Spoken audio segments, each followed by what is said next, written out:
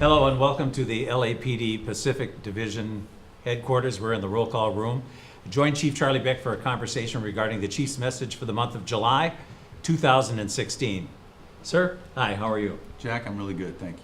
Yes, sir. We have two fine officers here today from Pacific, and I'll let you introduce yourself to give us an idea of who you are. Sure, I'm Adam Niebergall. I have 15 years on, 15 this year. I've been at Pacific for almost 8 years. How about you, boss? I'm Daniel Hartman. I'm a P3 here at Pacific. I have 8 years on the job, and I've been at Pacific for a little over 2 years. And I believe you gentlemen have comments, questions. We'll start with you, sir. Okay. Regarding, sir, how are you? Thank you for being here. Daniel. Thank you for coming here. Regarding patrol, sir, how often do you go out on patrol and get an opportunity to interact not only with the citizens but also with your officers, the officers out on the street, so that you can identify with the real issues that they're facing, both the citizens and the officers? So, one of the things I wanted to do when I became chief, there's a couple of things I wanted to do, but one of them was to work every division of the LAPD. And I've been chief 7 years now.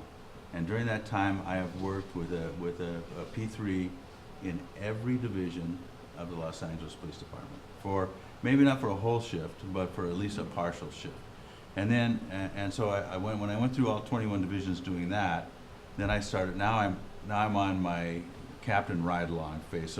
So right now, I'm like, after we get done with this, I'll ride around with your captain a little bit, talk to her about philosophy and about how to the things I learned when I ran divisions. So it's very important to me to hear what you all have to say. That's one of the reasons we're sitting here, because I could just say that, well, yeah, I've worked 6 patrol divisions, I've been every rank, I have 40 years on the job, all that stuff. But that that doesn't get to the root of your question is how current am I? Well, and then I also, as everybody knows, I have almost all my close friends, my motorcycle riding partners.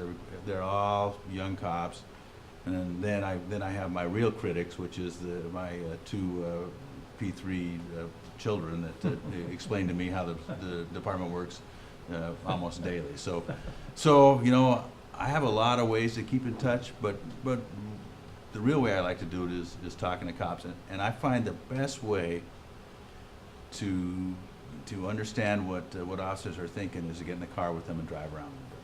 Answer, maybe handle a call, maybe just drive around and have them tell me about their division. And even though I've worked this division, I know all the streets of this division. I want to see them through your eyes, because my eyes are old and they're jaded by whatever happened when I was here. But I want to hear about what you think about them. So that's the reason I've ridden in every division. And I've also made sure that I went out in a car that had digital in-car video, and that I've tried to accommodate the body cameras. So I'm trying to figure out what I can do to make your jobs better and more effective. Because that's if I can't do that, then I'm not a good chief. How about you, brother? Hey, sir. One of the questions that came up was the jail process. Yes, It could be a little lengthy, for lack of a better word. Yeah, it takes too long to book. Yes, it does. Well, I think if we can get in and out quicker, we could increase overall productivity and boost morale. Yeah, well, I agree with you 100%. As a matter of fact, this is a complaint as old as the Los Angeles Police Department. I mean, none of us have ever thought we were effective at getting the booking process done. And I know that we've looked at other places, and a lot of smaller departments have a much quicker system. So one of the things one of the problems with fixing it right now is that we've had so many staffing issues in the jail because of the recession, and we really haven't recovered from the recession yet as far as jail operations go. We're still about 70 jailers short of what we should be, and that really impedes the process. But I've got some new leadership in jail division. We're starting to hire detention officers now, which is fantastic, and so that'll do a couple of things. First, that'll put professional, fresh eyes on it, and also more folks that can be committed to this, to the staffing requirements of jail. And I'm gonna task them with finding other ways of speeding up the process, you know. Of course, you know, I mean, there are things we have to do, you know, that cause us to the process to take too long. The MT, you know, the fact that jail doesn't have enough personnel to transport if they gotta go to the, you know, the hospital. But we're gonna try it, we're gonna see if we can unscramble those eggs a little bit, because, you know, this is, I complained about it when I sat in your chairs, and now I'm hearing from you, and so that's unsat that we haven't fixed it. So this is one of the things that I'm looking to do this year with the new leadership and the new hiring in jail division. So thanks for the question, because, you know what, and so this is the important thing here, is that, you know, when you're the chief, you know, you think that you give some orders and the problem gets fixed, but it's important to hear back, you know, what's working and what's not. So I appreciate that question. Any response to that, sir, with expanding the facilities? I believe there are some facilities that we don't use at this moment. Well, so that's gonna take a significant hiring of detention officers. You know, we have about a half a dozen jails that are closed right now.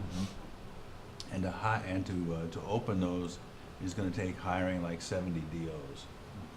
And that's in the plan, but it isn't gonna happen this next year. So what we gotta do is we gotta become more efficient at what we're doing in the facilities we have open now, and then aim for hiring enough to open those jails so that we can take the travel time out of booking at least. You know, so, and I get that. You know, I've certainly driven my share of arrestees around, and I know that you would rather be doing something else. Got a comment, brother? No, sir. Any third question? What's our third question? Sir, regarding deployment levels, Sure. you know, coppers for the longest time throughout our department's history has always said more cops on the streets better, obviously. There's a direct correlation between more cops on the street and crime being down. Is there any plan or any way that we can maybe modify recruitment to get more cops on the street to increase productivity and, you know, protect officer safety?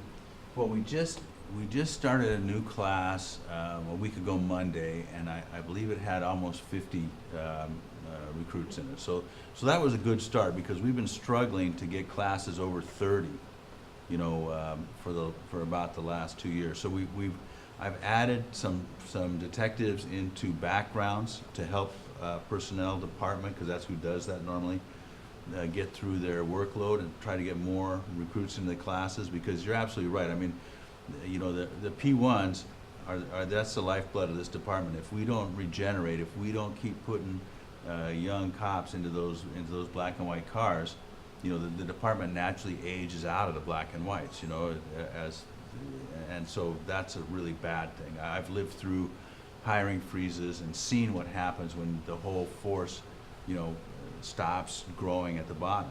You know, the force has got to grow at the bottom, otherwise none of this works, because that's one of the ways that we balance the divisions, you know, when they hit the wheel, you know, I mean, the wheel's there for a reason, you know, it's there so that if you have too many people that promote out of Pacific or too many people that retire out of Pacific, you have an automatic way to backfill that. But if you don't have recruits, you can't do that. So anyway, so all that to say that I think the hiring process is going to improve.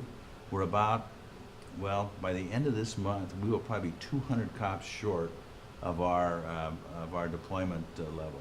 And so we're going to have to, that's going to take a continuous hiring push to make up for it. And then my goal is that by the end of this fiscal year that we'll have caught up, you know, and so that takes a big recruitment effort. So that's my part of it. So your part of it is if you know, the best recruiters we have are you. You are our best recruiters. You know who makes good cops. You know the kind of people that can do this job.